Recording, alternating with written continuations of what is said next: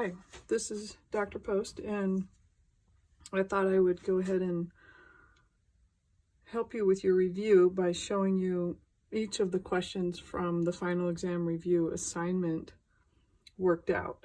I'm going to do 5 questions per video.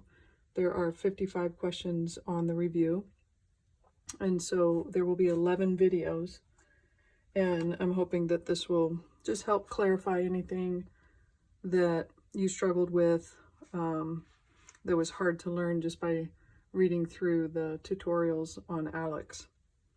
So the first question says solve for L, and it gives me this equation 16LW equals V. So if I'm solving for L, that's what we want to be by itself. So I could divide both sides by the 16W,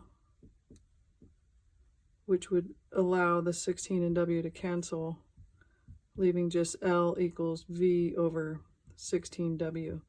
Now be careful, because if they start with letters that are capitalized, then you need to put capitalized letters in your answer.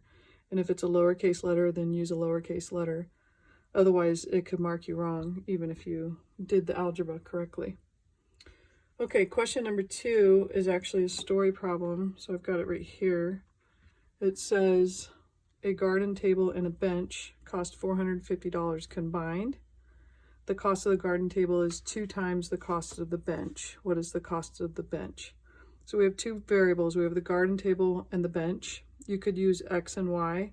I like to use letters that represent what I'm working with. So T for table and B for bench. So the table plus the bench together is $450.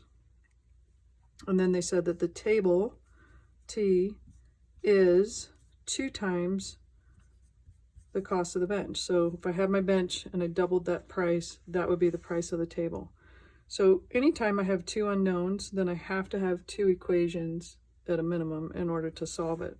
So here, if I know that T is 2B, I can substitute 2B in for that T, and that way I would have one equation with just all B's. So I'm going to rewrite that first equation as 2B, because that's the equivalent of T, plus B equals 450, 3B equals 450, divided by 3, I get B equals 150. So one reason why I like to use letters that help me remember what the objects were is because now I can go back and go, oh, B was bench, so the bench is 150. I know I've just solved for the bench. So what is it they're asking for? What is the cost of the bench? So now I've got the cost, which is $150.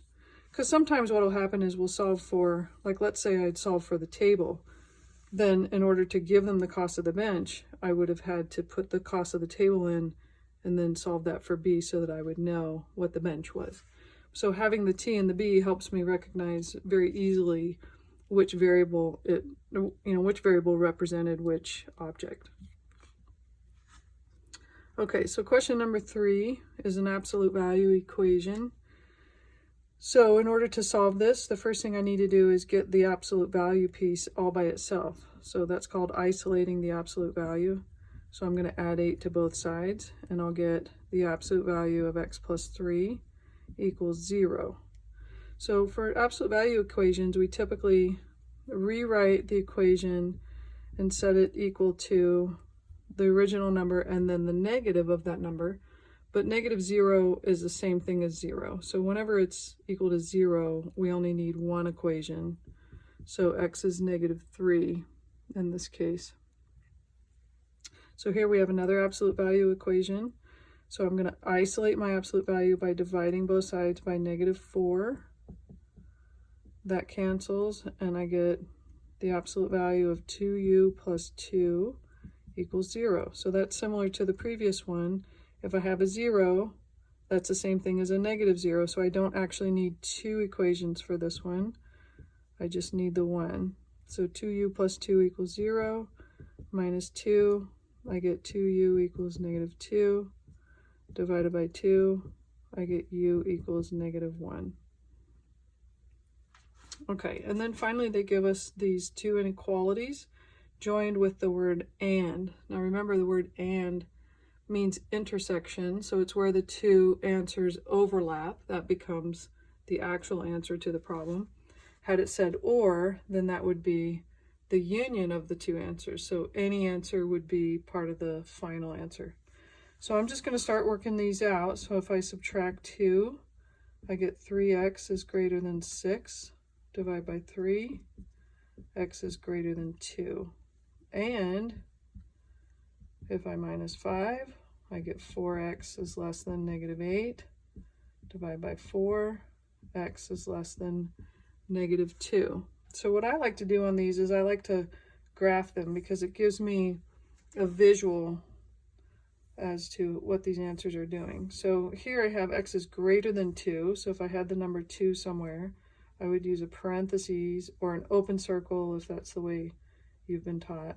And then I move to the right because x is greater than 2. This one says x is less than negative 2. So if negative 2 is there, again, it's a parentheses because it's not or equal to, and then I would shade to the left. So these are my two answers. The word and implies that it wants to know where these two intersect. Where do they overlap? And in this case, they do not. So the answer to this is the empty set. There is no place where these two answers overlapped. Now, had this said or, then your answer would have been both of these guys, because or is the union of all the answers, the intermediary answers that you have. Okay, so that's the first 5 questions, and I'll see you in the next video.